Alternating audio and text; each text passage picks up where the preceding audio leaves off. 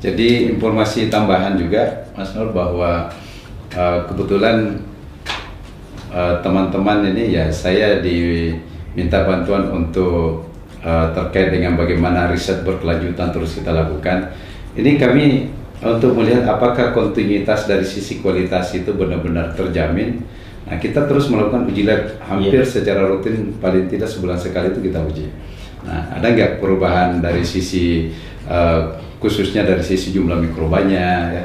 Karena sekarang ini keunggulan eco farming saya lihat itu terletak di mikrobanya sebenarnya. Ya, kenapa saya bilang keunggulannya di situ? Karena memang setelah diuji, kami lakukan pengujian itu saat aplikasi memang kita memiliki nitrogen setelah diencerkan itu tidak terlalu dominan ya. Tetapi mikroba yang menambat nitrogen itu ya sangat besar. Nah, kekuatannya di mikroba menambat nitrogen. Betul, ya, sehingga teman-teman tidak usah berkecil hati bahwa wah ini kok kecil sekali. Nah, untuk 1 hektar lagi, nah nggak usah berkecil hati karena kalau misalnya kita sudah aplikasikan, bayangkan saja bahwa di dalam 1 tangki itu yang diaplikasikan ada 7,5 miliar mikroba yang kita berikan. Itu baru 1 tangki ya. Artinya baru 50 ml dari 100 ml. Nah, kemudian mungkin saya lanjut Mas Nur terkait dengan aplikasi ya.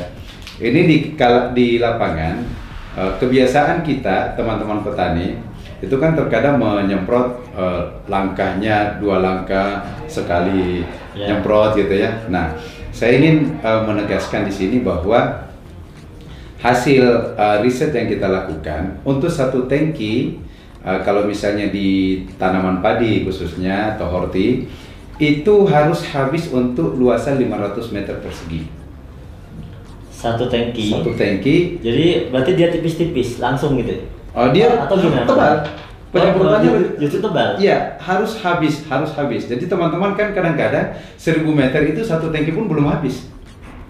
Oh. Nah, jadi itu tidak maksimal dari sisi hasil, nanti nggak maksimal. Makanya 1 tangki diatur harus dihabiskan di luasan 500 persegi. Sehingga untuk 1 hektar itu kita menghabiskan 20 tangki. 1 hektar itu 20 tangki. Nah, sesuai. Jadi 1 hektar itu. Tapi kalau 1 hektar 20 tangki umumnya teman-teman petani ini yang cerita kan nyemprot biasanya nggak sampai 20 tangki Pak. Itu dia. Makanya umumnya mereka nyemprotnya kan 10, 12 kemungkinannya. Jadi maksud saya begini, kita ingin mendapatkan hasil optimum ya. Kalau mau sekedar mendapatkan hasil sih terserah mau berapa saja. Jadi ini rekomendasi penelitian yang kita sampaikan. Yang kita sampaikan bahwa 1 tangki itu sebisa mungkin habiskan untuk 500 meter persegi. Artinya kalau misalnya 20 tangki itu 10.000 meter persegi.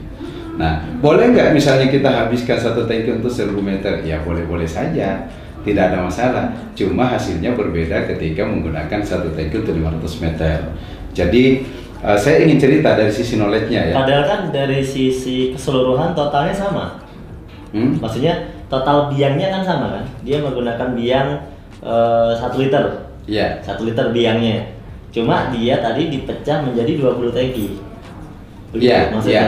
Betul Iya, kan? iya. Kan 1 ini bisa anggap saja ke penyiraman ke tanaman atau daun. Itu kan cukup 1 buat 1 hektar. 1 hektar. Iya. Nah, biangnya kan 1 liter. Betul. 1 liter. Udah dibuat ke 20 tangki. Begitu. Kalau misalnya yang biang 1 liter itu hanya dibuat ke 10 tangki, boleh. itu iya boleh, maksudnya perbedaannya di mana? Karena kan sama-sama biangnya 1 liter. Nah, kalau misalnya dosisnya, ingat ya, kita bicara dosis. Tadi saya bicara kalau dosisnya 50 mili. Kalau dosisnya 50 mili, maka 1 tangki harus habis untuk 500 meter persegi. 50 mili ya. Nah, tapi kalau dosisnya dia tambahkan menjadi 100, nah 1 tangki habis untuk 1000 meter. Oh gitu ya. Iya. Jadi kita kembalikan ke dosis karena jadi dibuat tadi mah dibicarakan dosisnya per tangki ya. Per tangki, ya. Jadi nanti apa perbedaannya? Sebenarnya hampir tidak ada perbedaan. Hampir dalam arti bahwa jumlah mikroba yang kita berikan ke tanaman yang juga nanti akan jatuh ke tanah itu sama. Ya, sama karena dalam 100 mili ini kan ada sekitar 15 miliar mikroba yang ada di dalamnya. Nah, ketika kita aplikasikan di satu tangki ya dengan penyemprotan yang sedikit agak dijarangkan ya, itu jumlahnya secara kuantiti sama, tetap sama yang masuk ke tanah ya. Jadi tidak ada masalah kalau petani ingin mengurangi ya, mengurangi tangki tapi dosisnya ditingkatkan. Iya. Ya. Oke, gini Pak Jamal. Jadi ini saya mau bertanya lagi. Di sini kan tertulis di sini di kemasan ya, kita sudah ada izin edar Kementan. Iya. Kemudian di sini juga kita lihat ada logo sertifikasi organik ya dari Innovis. Ini ini seperti apa penjelasannya? Iya, baik. Nah, jadi gini Mas Nur, saya sendiri selaku orang Kementerian Pertanian tidak akan mau memberikan advice kepada eco farming ketika tidak ada izin edarnya. Ya, karena izin edar ini adalah mutlak. Artinya apa? Izin edar itu keluar pertama ketika sudah diuji kualitas, diuji laboratorium, ya. Kemudian persyaratan-persyaratan berdasarkan Permentan itu sudah terpenuhi, lalu kemudian diuji efektivitasnya ya oleh peneliti, oleh ahli bahwa ini memang layak untuk diedarkan karena ada aspek manfaat yang bisa dirasakan, barulah izin edar dikeluarkan. Nah, itu tahapannya. Nah, kemudian dari lembaga sertifikasi organik itu juga mensyaratkan bahwa dia mau melakukan sertifikasi kalau misalnya sudah keluar izin edar. Ya, jadi LSO secara umum juga tidak ingin melakukan sertifikasi kalau belum ada izin edar. Nah, sekarang apa maksud adanya LSO ini? Jadi sebenarnya organik ini branding, Mas Nur. Artinya apa? Tidak boleh ada orang yang menggunakan kata organik, pupuk organik, kalau belum ada sertifikasi organiknya. Itu mestinya yang terjadi. Kalimat organik ini bersyarat ya? Bersyarat. Iya, bersyarat sebenarnya. Jadi kalau kita bilang eco farming, pupuk organik, ya kan? Ada kalimat organiknya, maka dia harus bersertifikasi. Iya, dia harus bersertifikasi. Itu sebenarnya yang diatur di dalam Standar Nasional Indonesia nomor 6729/2016 bahwa organik ini branded.